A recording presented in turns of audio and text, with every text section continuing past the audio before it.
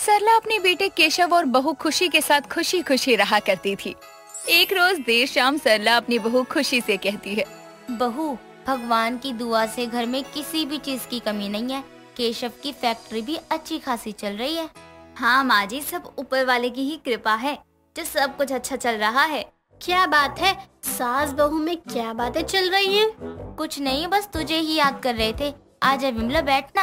मैं तो एक कटोरी चीनी लेने आई थी। हाँ हाँ, क्यों नहीं बहू, विमला को एक कटोरी चीनी दे दे। विमला का सरला के घर से लेन देन लगा रहता था और सरला का भी बेटा केशव अच्छा खासा कमा रहा था। देर शाम काम पर से जब केशव थका हारा घर आता है तो अपनी माँ को कहता है, माँ, आज मैं बहुत थक गया हूँ, तो जो खाना हो ना दे दो, मैं खाकर सो जाऊंगा। सुबह फैक्ट्री भी जाना है। हाँ हाँ, अभी लगा देती हूँ खाना, जा जब तक तू हाथ मुँह धो ले। अब अगली सुबह केशव जल्दी ही अपनी फैक्ट्री पर पहुँचता है और काम पर लग जाता है। कुछ समय बाद फैक्ट्री में आग लगने से शोर मचता है और सच में ही जब केशव फैक्ट्री के बाहर आता है तो देखता है कि उसकी फैक्ट्री में आग लग गई है, जिसे देखकर उसे सदमा लगता है। सदमे में केशव वहीं बेहोश हो जाता है, जिसके बाद उसे हॉस्पिटल ले जाया जाता है। केशव के इलाज में भी बहुत पैसे लग जाते हैं। बहू, अब तो सब कुछ बर्बाद हो चुका है, कुछ भी नहीं बचा हमारे पास इस घर के सिवा। ना जाने किसकी बुरी नजर लगी है जो मेरे बेटे और उसकी बनी बनाई दुनिया में आग लग गई। माँ जी, आप इतना क्यों सोच रही हो? जो भी हुआ वो सब भगवान की मर्जी थी। अब जब उन्होंने ही हमें यहाँ तक पहुँचाया है तो वही आगे भी ले जाएंगे। मुझे तो कुछ भी समझ नहीं आ रहा है बहू, कैसे और कौन चलाएगा हमारे इस घर को। माँ जी, हिम्मत रखो, अगर आप ही ऐसे हिम्मत हार जाएंगी तो हमें हिम्मत और सहारा कौन देगा? केशव की फैक्ट्री में आग लगने के बाद वो सदमे में चला गया था, जिसके इलाज में काफी पैसे लग चुके थे और तो और केशव की सारी जमा पूंजी उसके इलाज में जा चुकी थी।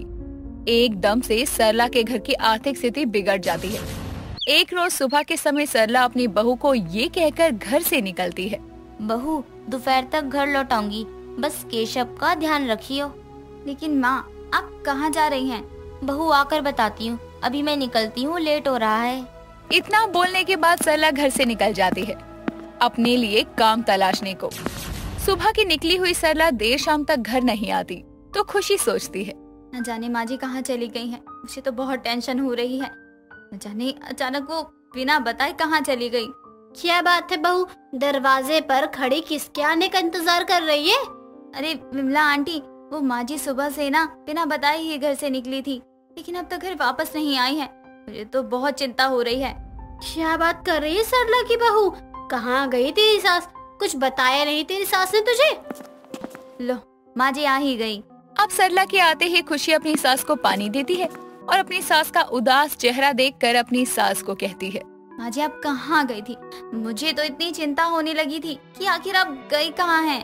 मैं पास के घरों में काम करने गई थी, लेकिन किसी ने भी मुझे काम पर नहीं रखा। 2-3 घरों में गई, लेकिन सबने यही कहा, इस उम्र में आपको काम की जरूरत नहीं है, बल्कि मुक्ति की जरूरत है। राम रे राम, बता तो, लोगों को ये बोलते हुए भी जुबान नहीं लड़खड़ाई तेरी। लेकिन विमला, तू इस उम्र में काम कैसे करेगी? ना ना, ये सब इस उम्र में शोभा नहीं देता। जैसे तू अपनी बहुओं का काम करती है वैसे ही करूँगी। माँ जी, आपको कहीं भी जाने की कोई जरूरत नहीं है। मैं काम करूँगी घर और उनकी दवाई के खर्चे के लिए। आप कहीं भी नहीं जाएंगी। नहीं बहू, मुझसे ये सब देखा नहीं जाएगा। माँ जी, आप समझने की कोशिश कीजिए। मैं दूसरों का काम नहीं बल्कि अपना काम करूँगी, तब तो आप मुझे ये काम करते हुए देख पाएंगी ना। मैं कुछ समझी नहीं, तू कहना क्या चाहती है?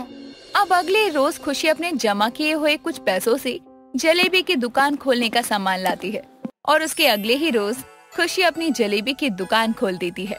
बहू बड़ी ही अच्छी रेडी लगाई है। वैसे कितने की जलेबी बेच रही है? मैं ही हूँ तेरी पहली ग्राहक। चल 10 रुपए की जलेबी बना दे। हाँ बिल्कुल विमला आंटी, 2 मिनट में लगाती हूँ आपके लिए जलेबी। जलेबी तो इसने कालू हलवाई से भी अच्छी बनाई है। क्या बात है, सरला की बहू में तो वाकई बहुत टैलेंट है। पहले दिन से खुशी की जलेबी की अच्छी सी कमाई हो रही थी। अब देर शाम खुशी घर आती है। माँ जी, आपको पता है आज पहले ही दिन बहुत ही अच्छी कमाई हुई है। ये तो बहुत अच्छी बात है बहू, ये सब तेरी वजह से ही संभव हुआ है। और आपको पता भी है कि पहली ग्राहक विमला आंटी ही थी। अच्छा ऐसा क्या? लेकिन बहू उस जल कुकड़ी को मत बता दियो कि उसकी बोनी की वजह से तेरी आज पहले ही दिन अच्छी कमाई हुई है। अब अगले रोज समय पर खुशी अपनी जलेबी की दुकान लगा लेती है। साथ ही खुशी की जलेबी धीरे धीरे फेमस हो रही थी, क्योंकि खुशी गोल ही नहीं बल्कि हर तरह की जलेबी के शेप बनाकर ग्राहकों को लुभा रही थी। दिल के आकार की जलेबी, बच्चों के लिए गुड्डे गुड़िया की शेप की जलेबी बनाकर वो बेचने जो लगी थी। इस सरला की बहू की दुकान तो कम समय में काफी फेमस हो गई, लेकिन ये मुझसे देखा नहीं जा रहा है। कल कैसे सरला अपनी बहू के गुणगान गा रही थी। हाँ माना कि मेरी बहू निठल्ली है, लेकिन इसका क्या मतलब है कि मेरी बहू के बारे में कुछ भी बोलेगी। अब देर रात के अंधेरे में विमला सरला की बहू की जलेबी की दुकान की रेडी तोड़ देती है और अगली सुबह जैसे ही खुशी को ये सब पता चलता है तो वो बुरी तरह रोती है। माँ जी, मैंने इतना महंगा ठेला मंगवाया था, उसे भी ना जाने किसने जलन के मारे तोड़ दिया। मेरी जलेबी की दुकान कैसे लगेगी शाम को? पहले तो बहू तू रोना धोना बंद कर, और कल जो तू मुझे कह रही थी ना कि हिम्मत रखो, आज तू हिम्मत कैसे हार सकती है?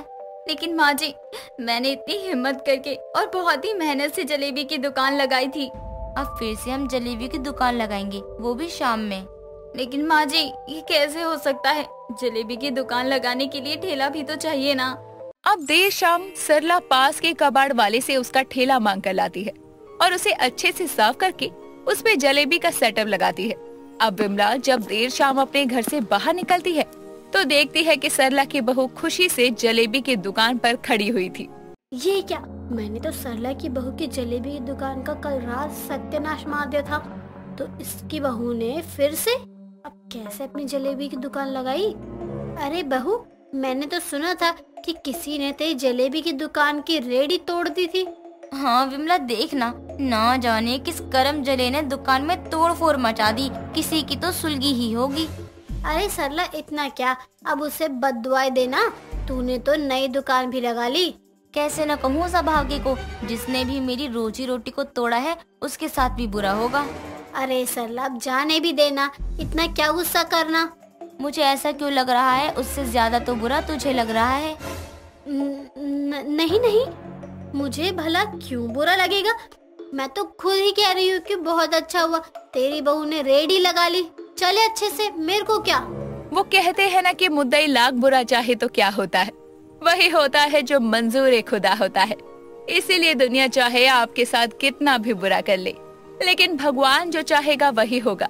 और सरला के लिए भगवान ने एक रास्ता बंद जरूर किया था, लेकिन दूसरा रास्ता खोल दिया था, जिससे सरला की बहू खुशी अपने घर को चलाने के लिए जलेबी की दुकान लगाकर साधन ढूंढ ही लेती है।